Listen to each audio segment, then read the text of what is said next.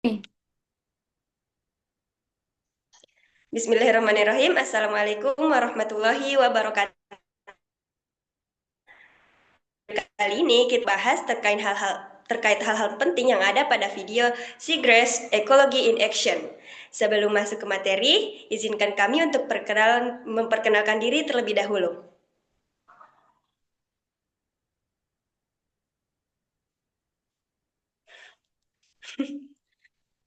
Baik, kami dari kelompok Sinjai Bulukumba.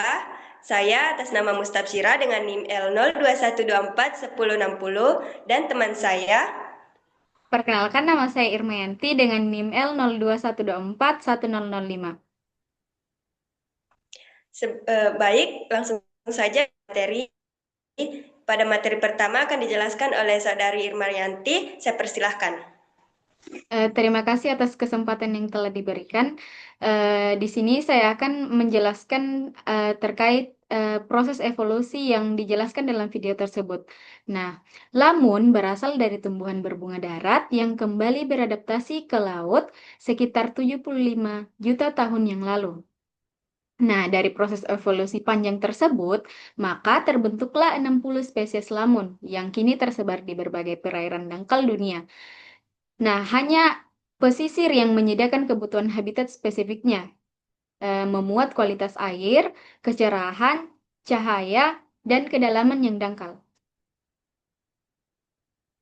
Nah, contoh spesies laut yang menggunakan lamun sebagai habitat mereka, yang pertama itu terdapat penyu hijau, yang kedua kuda laut, yang ketiga pari, yang keempat hiu, yang kelima ikan karang dan berbagai ikan bernilai ekonomis penting, terutama terdapat juga mamalia laut dan invertebrata herbivora.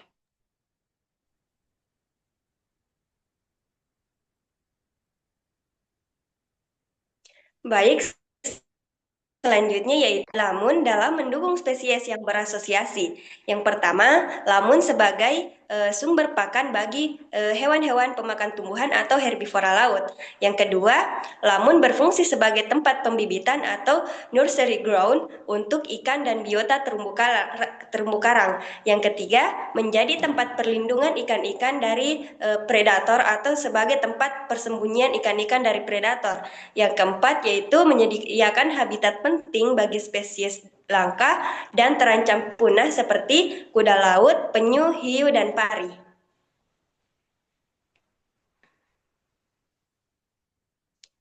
Eh, nah, selanjutnya yaitu mengapa lamun mendukung produktivitas makanan.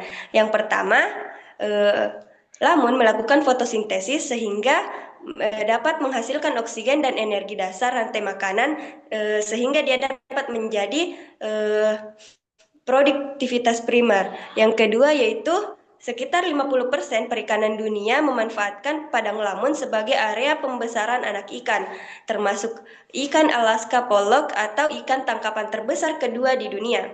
Yang ketiga yaitu dengan menyediakan ekosistem asuhan, lamun meningkatkan ketersediaan sumber daya ikan untuk manusia. Nah, selanjutnya, lamun itu mempunyai kemampuan menyimpan karbon organik. Nah, lamun itu mampu menutupi eh, hanya 0,1% dasar laut, tetapi menyumbang lebih dari 10% penyerapan karbon laut. Yang kedua, ia dapat menyimpan karbon 2 kali lebih banyak daripada hutan hujan per hektar. Yang ketiga, ia dapat mengubur sekitar 20 juta ton karbon per tahun. Nah, secara global, hampir 20 miliar ton karbon organik tersimpan di padang lamun. Nah, selanjutnya, peran lamun dalam melindungi perairan pesisir, yang pertama itu lamun dapat memperlambat arus air. Ia membuat sedimen mengendap. Yang kedua, akar dan rizom menstabilkan dasar laut, yaitu mengurangi erosi pantai. Yang ketiga, ia dapat membentuk perbankan dangkal yang dapat memecah gelombang badai dan ombak tinggi. Selanjutnya, ia dapat melindungi ekosistem pesisir lain seperti mangrove dan rawa asin.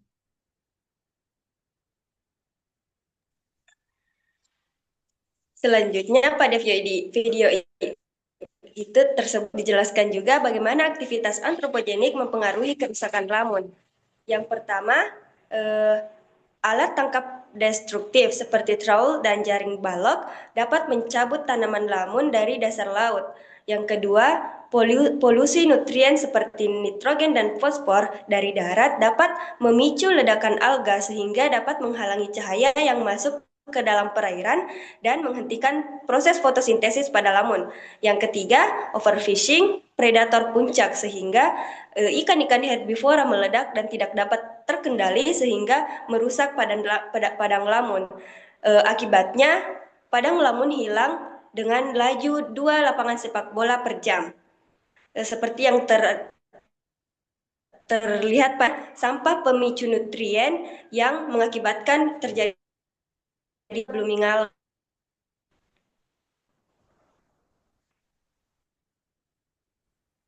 Yang terakhir yaitu padang lamun menjadi prioritas dilindungi, yaitu sulit dirasi atau sulitnya penanaman ulang karena biaya yang cukup mahal dan hasilnya yang terbatas. Yang kedua, peran vital, di mana lamun berperan sebagai habitat penting penopang perikanan dunia dan perlindungan pantai. Yang ketiga, penyerapan karbon atau blue carbon yang efektif sehingga sangat penting untuk mitigasi perubahan iklim. Terakhir yaitu hilangnya padang lamun berarti ancaman pada ketahanan pangan global dan runtuhnya ekosistem terkait seperti ekosistem terumbu karang, ekosistem mangrove, pada perikanan.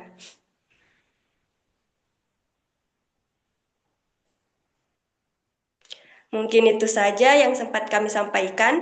Terima kasih, semoga bermanfaat. Wassalamualaikum warahmatullahi wabarakatuh.